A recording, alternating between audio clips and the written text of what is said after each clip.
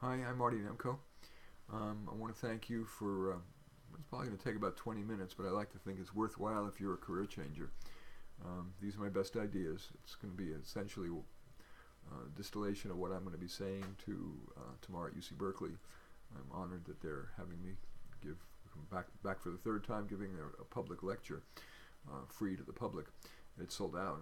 At least all the seats are taken. If it's free, you can't sell it out. But it's all the seats are gone. But I wanted to make this for you. So I certainly appreciate your watching this, because I know how difficult it is to be facing a career change. You're unhappy in your current career, or you're unsuccessful at it, or you just want something you're prouder of, or maybe your parents would be prouder of. It's a major moment in one's life, is contemplating career change. So I'll do my best to give you what I know. I'm no stranger to career change. I was a teacher in inner city Richmond, and was very committed to trying to make a difference. Did some very odd things, like getting the Bally Corporation to donate a Pac-Man machine, a Ms. Pac-Man machine, as a reinforcer. I rewrote plays like The Wizard of Oz, The Sound of Music, and Oliver, and we did them as assemblies. I got the police department to donate a bunch of old unclaimed bicycles that had been stolen. We took them apart, put them together, and wrote a manual, and then sold the bikes, kept some of the money, and gave the rest to charity.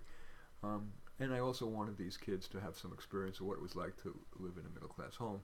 So one time I took all the kids and had them stay at my house. Of course, they all couldn't fit in my place, so my classroom aide lived down the block, and so she took some of them and I took some of them. But unfortunately, what happened is a group of them gang raped my aide, and that helped me realize that this was not. I didn't have the abilities or skills, or their problems were bigger than certainly Martin Nemco was capable of dealing with. And so I then needed to make career change, became a career counselor, because I saw it healed my father from his Holocaust wounds, and many Holocaust survivors who ended up doing well were those that didn't look back but buried themselves in their work and supported their wives and families. So I decided to become a career counselor and help people get their right livelihood. In any case, so I understand. I'm very happy as a career counselor, and so that's why I'm glad to be talking to you.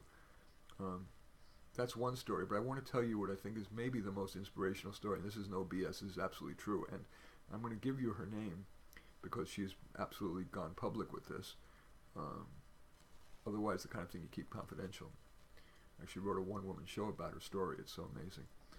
Her name is Jeffrey Givens, and I have all my new clients complete a questionnaire at home before they come in and email it to me. And so I'm reviewing this person's questionnaire, Jeffrey, and she had no interest in anything. She had a degree from Berkeley, but had no real interest except singing. And I then come downstairs to my living room, which is my waiting room, and she will not look me in the eye. She's like this. Uh-oh. I figure I better bond with her about something. Well, I play the piano, and I asked her to sing for me. She sang somewhere from West Side Story, but she was an okay singer, but certainly no performer. There were cadavers that were less stiff than she was. And I realized that if she was that stiff doing what she liked, singing, she's probably really terrible in job interviews. So what I did was I showed her YouTube videos of Queen Latifah and Barbra Streisand singing that song, and then I sent her downstairs to a room where there's a full-length mirror, and I asked her to try to imitate them. And then after 15 minutes, she came back upstairs, and she did better. The rest of the session went, with not worth explaining. It was a normal session. But then at the end, she says, I'm going to go home now. I've got to walk down to BART. I said, it's getting dark. Let me drive you. So I start driving her, and then if I ever had an inspired moment, it was this. Right before we get to the BART station, I turn around. She says, where are you taking me? I said, you'll see. I keep driving up to the Oakland Hills. Where are you taking me? You're going to cut me up in little pieces and I'll be on 11 o'clock news? You'll see. Anyway, we reach a clearing, and we get out of the car. And looking down, we look down from the top, and there's this 2,000 seat amphitheater. The stage as big as a football field, called Woodminster Amphitheater. And I lie. I knew she needed hope, so I said to her, you're going to perform on this stage one day. She looked at me like I was crazy. But as chance would happen, and sometimes the older I get, the more I realize it's better to be lucky than to be good, there were auditions the next week, and she decided what the hell, she's going to go and try out. And she gets cast in the chorus. They happen to need more chorus people. And long story short, she ended up getting cast in about 15 plays. She's with Lamplighters now. She's been at Lesher, big fancy theater in Walnut Creek, and that's given her the confidence to be relaxed enough to be in a job to get a job interview, and she now makes a solid middle class living as something called a prospect researcher who does research on potential donors for UCSF Children's Hospital. And so it's a wonderful story. And the punchline, by the way, is why didn't she look at me? Why did she have trouble looking at me? Why did she do so badly in the interviews, even though she had a degree from Berkeley? She has Asperger's degree, Asperger's syndrome, now what they call autism level 1. So she's naturally doesn't establish eye contact well. Anyway, that's quite a lovely success story, so I wanted to share that with you. Now let me tell you what I'm planning to do. You know, all this inspiration stuff's all well and good, but to try to, if this is to be a success for you, you've got to have some practical tools. So I want to share what those are. First, we're going to talk about choosing a career that's friendly to career changers. I call them buried treasure careers. Then we're going to talk about how to train, and training for a career change is very different than getting educated. We'll talk about that. Then we'll talk about how to land a job, and landing a job when you're a career changer and you're a newbie is a little bit like trying to get somebody to fall in love with you. I'll explain that. And then finally, once you've gotten the job, we want to make sure you succeed, or at least increase your chance of succeeding. And an interesting common denominator is time. We're going to talk about time as key to success. So let's get started. Under the radar, buried treasure careers. Ideally, of course, it helps to choose a career that is new but builds on your previous skills, although sometimes you just want a clean cut, fresh break from that. But in any case, here are some careers. I'm going to be speaking tomorrow at UC Berkeley Extension, and here are some of their programs that offer certificates that are well suited to career changers. Being a health advocate. God forbid you or somebody you know should get a serious diagnosis like cancer or a heart disease or diabetes. It's really hard even for family members to negotiate the system, let alone you. And a health advocate helps you do that.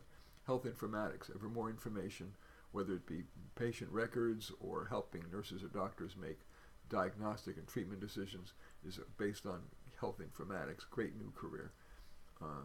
College admissions and career planning. Clearly, college, the cost is unbelievable, so making the right choice that's a good fit, not just a brand name, but a good fit college is really important, and career planning is very important. Obviously, I'm a little biased there. Fundraising and volunteer management. Ever more of GDP is distributed to nonprofits, and donations are all-time high. So being a fundraiser or volunteer manager for a nonprofit is, many people find rewarding. Some other careers beyond those that are offered as certificates at UC Berkeley Extension include being a grant writer. As I said, ever a larger proportion of the gross domestic product is distributed by grants that either are issued by government or foundations, and the person who writes these proposals to get these grants is a very rewarding, interesting career. On the flip side of that is program evaluator. The granting organization wants to be sure they're getting their money's worth, so they usually require an evaluation of the program, and that's a really cool career. Frankly, that was what my PhD specialized in. You get to see all these innovations all the time and decide whether it's worth funding again, cutting, expanding, improving. Very great career, I believe. Political campaign manager. If you're not a politician type, but it's really exciting to be behind the scenes, whether you're a manager or just a staffer. There's so many interesting things that go on. You're analyzing data as to where to focus your resources. You're developing talking points or policy positions, speeches, managing volunteers. It feels very exciting, and it's very time delimited. So, you're working toward a big deadline. Under the radar, interesting career, political campaign manager. I'm a fan of most businesses. When you start them, they tend to go out of business. So I'm a fan of really super simple ones that don't attract really brilliant people on average. I believe that status is the enemy of success. So, for example, a small chain of carts that sell non-perishable items near mass transit stations, whether it be Golden State Warrior caps and T-shirts when they're doing well, or umbrellas if it's raining, or scarves if it's cold. Can be a very useful business to run. Run a few of those can be a very nice way to increase your chances of success. And then, of course, there are the less dramatic changes, which is more like a tweak, going, say, from a generalist psychotherapist to someone who specializes in something, say, eating disorders. Anyway, these are just a few examples of careers that are in my book, Careers for Dummies, which I have 340 careers and self-employment opportunities in that. It's available at Amazon.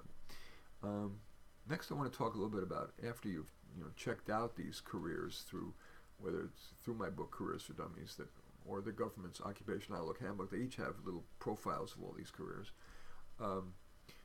The standard advice is to have an informational interview, to try to find somebody willing to talk with you about it. But that's idiosyncratic. It's an N of one. The person could love the career or hate the career. I'm a big fan of the virtual informational interview, where you Google search the name of the career, like field geologist career, where you might see articles and videos that give you multiple people's perspectives. And if you want to go further, go to Amazon and you search on the term, nursing careers or whatever, and there are books that very often have multiple people's perspectives. There's a book, I don't remember the title, but the subtitle is True Stories of Becoming a Nurse. And so that's how quick and dirty way of choosing a career. Now I want to talk about training. It is very different from education, as I had said earlier. Usually you don't have the time to do 3, 4, 5 years of full-time education, lost income, not to mention the cost. And so very often I recommend what I call U-University. Either by yourself or with a mentor, you're picking articles, or books, or videos to read, conferences to attend, maybe individual courses to take, maybe a certificate program to take, but that's certainly a lot faster and cheaper than a whole degree program. So that, for example, let's say you have you're wanting to become a deep learning specialist and you don't have a degree in computer science. There certainly are articles that will introduce you to deep learning. For example, if you Google it, you'll find the articles on medium.com will come right up. And then there are software like Python or TensorFlow that are the core softwares for use in deep learning. Then there are boot camps, intense weekend boot camps, or few week boot camps, or online courses. There's a very famous course taught by a Stanford guy called Andrew Ng, N-G, that's taught. You can find that on Coursera. Coursera.org is a platform with lots and lots of courses available online, all with user reviews. So you have good quality, and the cost is very often remarkably less than a traditional university.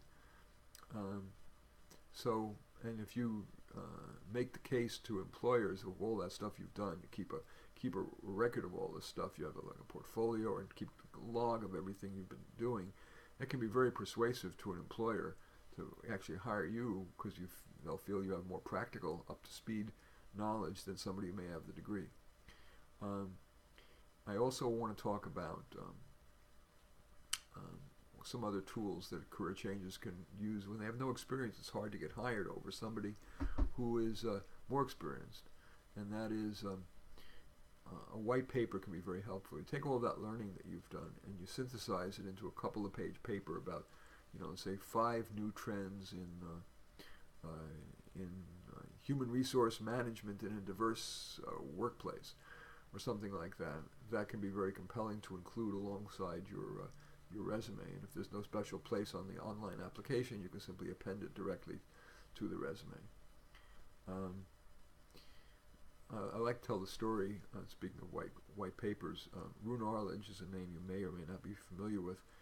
He's the guy who, I'll just start from the beginning. He was a 20-something-year-old guy who was a low-level employee at ABC Sports. And he was watching these football games, and he was bored. And he saw at the beginning of each game, they would just tell statistics and so on. And he wrote a 2 or 3 page white paper that talked about how it's important to emphasize the human sides of the players and what made those colleges and college football distinctive and make you want to root. Because if you're living in California, you don't really care very much whether Texas A&M or Oklahoma wins until you maybe learn more about them. You feel some connection. Well, that white paper catapulted him to being a much more senior producer of college football, eventually the very famous series Wide World of Sports, and eventually he became the producer of the Olympics. You know, when you watch the Olympics now, you mainly don't see the event. You mainly see these profiles of the athletes. So let's see. Yeah, and then I want to talk just a little bit about. We talked about falling in love. Being related to job searching. Well, one thing for sure is you're not going to get anybody to fall in love with, employer to fall in love with you if you use job seeker language. Nobody's ever fallen in love with language like, I'm a self-starter, dynamic team player who delights in exceeding customer expectations. It's much more about telling your true human story of what brought you to want to make this career change and how you acquired the knowledge that makes you a good candidate for this launchpad job. And some of it is really much that metaphor of getting somebody to fall in love with you is even more valid in the interview. These days, a lot of the initial interviews are done on webcam, like this is. Now, I've been very laid back here. I'm not trying to convince you of anything. But if I were looking to get a job, I might lean forward a little more. I might be more passionate. I would look right in the eye. It's like when you're looking to somebody, the love of potential love, the person you want to fall in love with you, you look him or her right in the eye with a little smile, but not silly smile. You're energetic but not crazy. So that eye contact thing is really important. You have to treat the lens like it was your eye, like it was their eye. And then in in-person interviews, so many of them now tend to be group interviews, and it's really helpful if you, certainly when somebody's asking you a question, certainly look them in the eye. But then when you start to answer, turn to the person to your far left and look at them for a moment. Then turn to the person next to them and for a moment as you continue your answer. Then maybe if it's 5 people, you're going to go back and look at the person who asked you the question. Then you're going to turn to the person to the right, and the person to the far right. That creates a connection that people really tend to like. Also smiling. I'm not a smiley person, but certainly people seem to like smilers better than non-smilers. So for what that's worth, it feels like BS to me, but it's also true. Anyway, also in interviewing, really helps to be bold. They normally interview 3, 4, 5 people. They all begin to blend together after a while. So there's 2 antidotes to that. One is try to be the last person interviewed, because the last person is most memorable.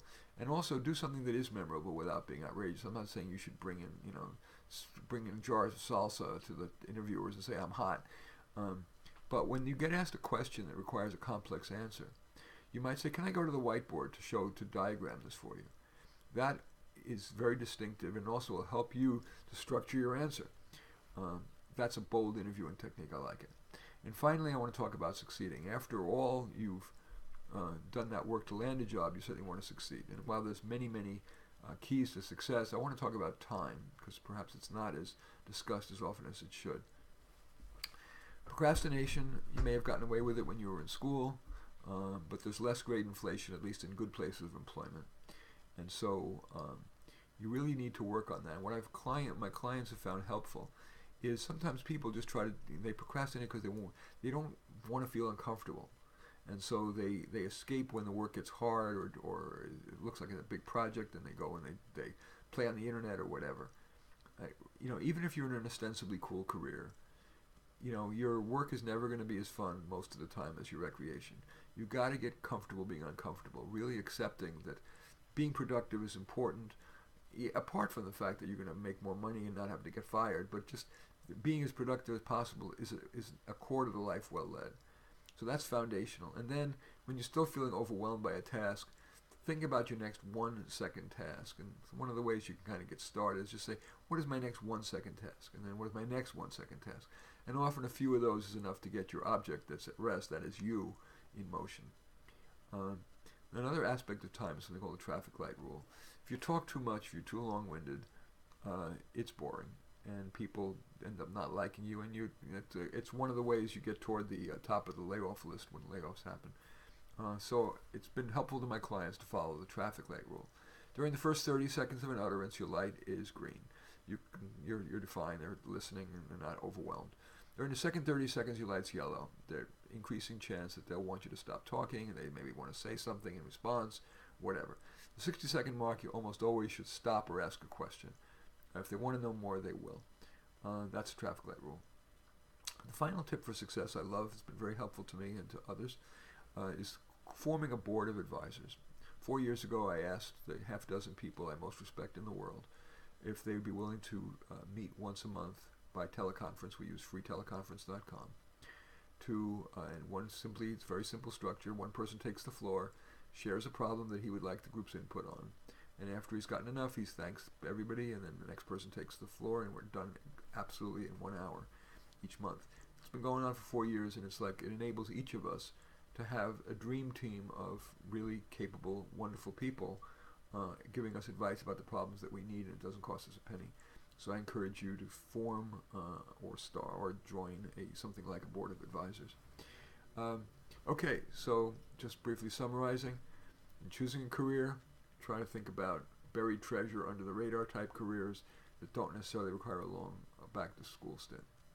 In terms and vet them not so much by informational interviews, but after reading the profiles of them, say in my book Careers for Dummies, or the Occupational Outlook Handbook, doing a virtual informational interview, simply Googling them, looking at articles, videos, and perhaps on Amazon finding a book that synthesizes many people's experience in that career.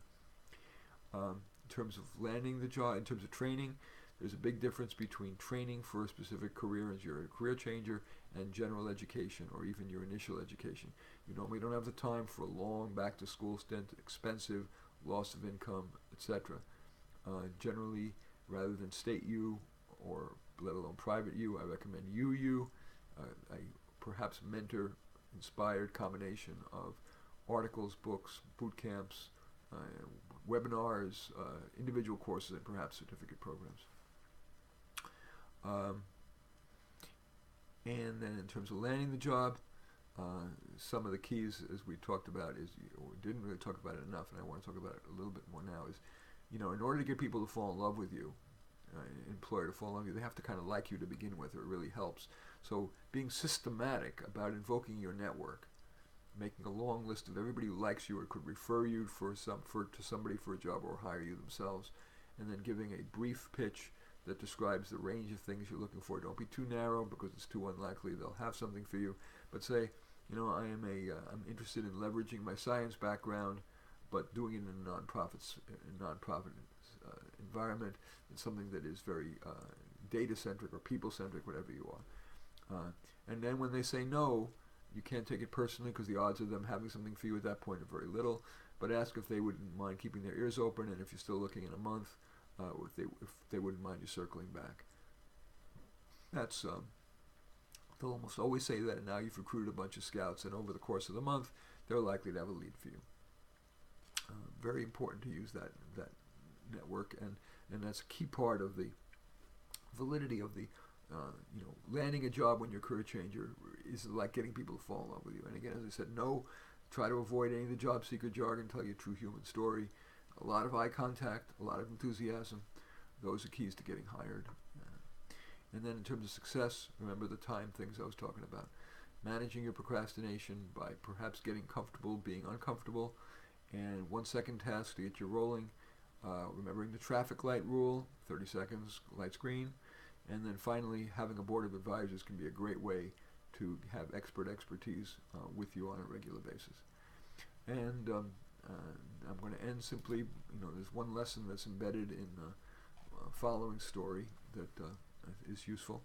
It's my dad, who was a Holocaust survivor, and I asked him why he so rarely talked about the Holocaust. And he said he stiffened, which he rarely did, and he said, "Martin, the Nazis took 5 years from my life. I won't give them 1 minute more." He said, "Martin, stop looking back. Always take the next step forward." And I've had the privilege of being career and personal coach to some of the most successful people on the planet, and to some real strugglers.